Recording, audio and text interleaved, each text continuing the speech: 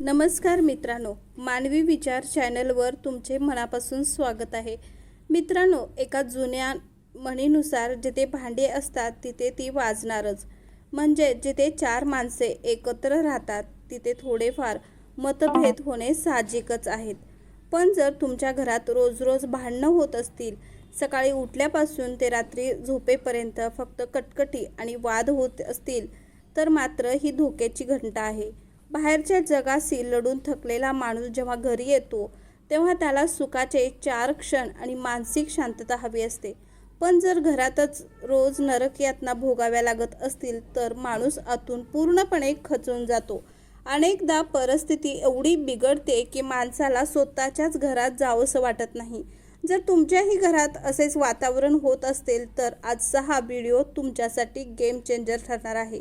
आज आपण अशा 3 नियमाबद्दल आणि व्यावहारिक उपायाबद्दल बोलणार आहोत, जे जर तुम्ही तुमच्या घरात लागू केले तर घरातील भांडणे कायमची थांबतील आणि घरात पुन्हा एकदा सुखाची सावली येईल. हा व्हिडिओ पूर्ण पहा, कारण यात तुमच्या प्रत्येक समस्येचे उत्तर दडलेले आहे. नियम समजून घेण्याआधी आपल्याला हे समजून घ्यावे लागेल की घरात वाद नक्की का होतात.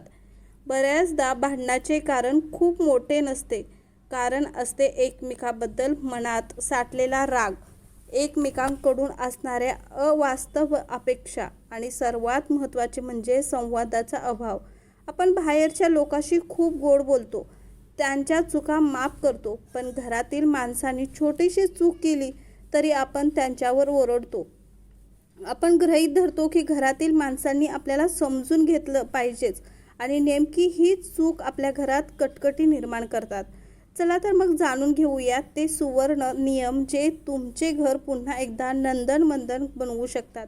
मित्रांनो, टाळी कधीच एका हाताने वाजत नाही. भांडण तेव्हाच मोठे होते जेव्हा समोरून एक शब्द येतो आणि आपण इकडून 4 शब्द ऐकतो. जेव्हा घरातील कोणतीही व्यक्ती रागात असते तेव्हा तिची विचार करण्याची क्षमता संपलेली असते. अशा वेळी तुम्ही कितीही खरे असाल किंवा तुम्ही कितीही चांगल्या भाषेत समजावून सांगत असाल तरी समोरच्या व्यक्तीला ते समजणार नाही. म्हणून आजपासून पहिला नियम बनवा. जेव्हा घरात एक व्यक्ती रागाने ओरडत असेल तेव्हा दुसऱ्या व्यक्तीने पूर्णपणे शांत राहायचे. तुम्हाला वाटेल मी का ऐकून घेऊ, चूक तर त्याची आहे. पण मित्रांनो, येथे वाद जिंकण्यापेक्षा आपले घर वाचवणे जास्त महत्त्वाचे आहे. जेव्हा समोरची व्यक्ती जोरात बोलते तेव्हा तुम्ही फक्त 10 मिनिटे स्वतःवर ताबा ठेवा. तिथून बाजूला व्हा, पाणी प्या किंवा शांतपणे त्यांचे बोलणे ऐकून घ्या. लक्षात ठेवा, अग्नीला शांत करण्यासाठी अग्नीची नाही तर पाण्याची गरज असते. जेव्हा समोरच्या व्यक्तीला राग शांत होईल तेव्हा कदाचित त्यांना स्वतःच्या चुकीची जाणीव होईल. वादाच्या क्षणी दिलेली शांत प्रतिक्रिया हे निम्म्याहून अधिक भांडणे तेथे संपवून टाकते. नियम 2, 24 तासानंतर चर्चा करण्याचा नियम. शांत राहण्याचा अर्थ असा अजिबात नाही की तुम्ही अन्याय सहन करावा किंवा आपली बाजू मांडू नये, पण योग्य गोष्ट सांगण्यासाठी योग्य वेळ निवडावी लागते. नियम असा आहे की ज्या विषयावर घरात भांडण झाले आहे त्यावर पुढचे 24 तास कोणीही बोलणार नाही. जेव्हा वातावरण पूर्णपणे निवळेल, सर्वांचे मन शांत होईल, कदाचित दुसऱ्या दिवशी सकाळी किंवा संध्याकाळी चहा पिताना तेव्हा त्या विषयावर अतिशय शांतपणे चर्चा करा.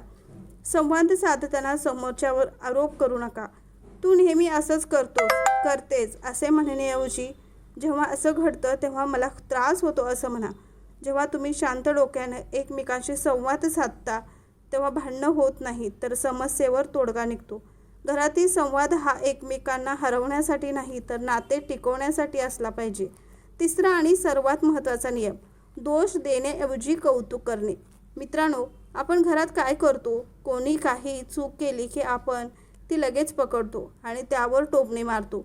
पण त्यांच्या व्यक्तीने घरातल्यासाठी दिवसभर जे काही की चांगले केले त्याकडे आपण सोयीस्करपणे दुर्लक्ष करतो. घरात कटकटी तेव्हाच वाढतात जेव्हा घरातील लोकांना असे वाटू लागते की त्यांच्या कष्टाची कोणालाच किंमत नाही. आजपासून तुमच्या घरात हा तिसरा नियम सुरू करा. दिवसातून किमान एकदा घरातील व्यक्तीने किंवा केलेल्या चांगल्या कामाचे कौतुक करा.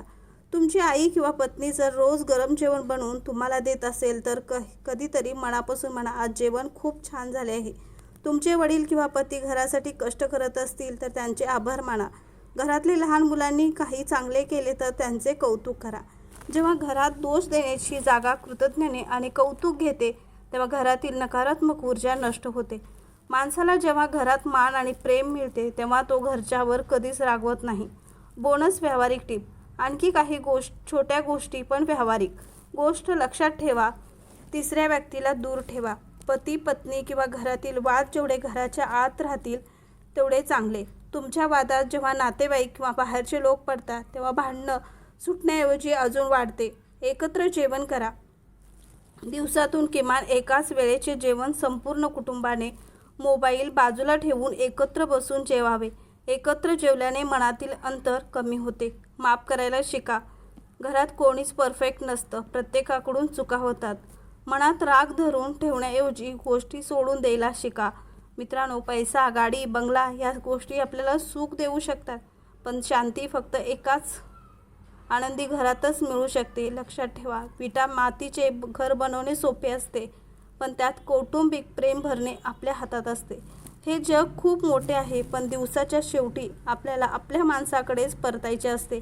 त्यामुळे अहंकार सोडून द्या आणि आपल्या माणसांनाच प्रेमाने जवळ करा. आज जे 3 नियम आपण पाहिले, रागाच्या वेळी शांत राहणे, 24 तासानंतर शांत डोक्याने संवाद साधणे, एकमेकांच्या चुका काढण्याऐवजी कौतुक करणे, हे नियम आजपासूनच तुमच्या घरात वापरून बघा. मला पूर्ण विश्वास आहे की तुमच्या घरातील वातावरण नक्की बदलेल. तुम्हाला या 3 नियमापैकी कोणताच नियम सर्वात जास्त आवडला?